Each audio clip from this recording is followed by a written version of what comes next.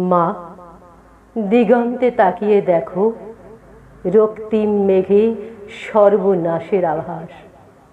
ওই সর্বনাশের আগুন পেরিয়ে আমার দুয়ারে এসে দাঁড়ায়নি কোনো আনন্দ।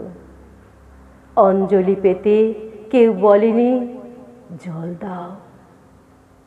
সারা জীবন আমাকে তীব্র পিপাসায় চিৎকার করতে হয়েছে, জল দাও, জল দাও।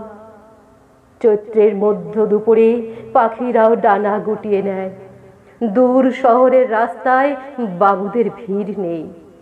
গায়ের কুকুরগুলো ঢুকে যেতে চায় উঠোনের ছায়ায়। আমাকে এখন যেতে হবে দূর নদীর চড়ায়।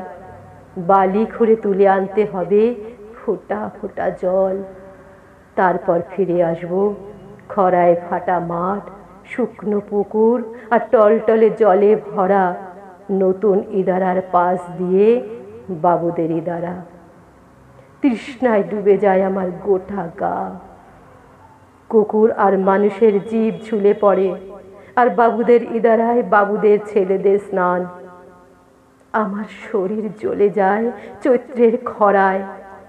মা, আমি এক চণ্ডালিকা। বাঁকুড়া পুরুলিয়ার আড়ের হাহা করা মাঠ ফাটিয়ে বিহারের তপ্ত প্রান্তর চিরে আমি চিৎকার করছি, জল দাও। আর আমার সারা শরীরের রক্ত উঠে আসছে মাথায়।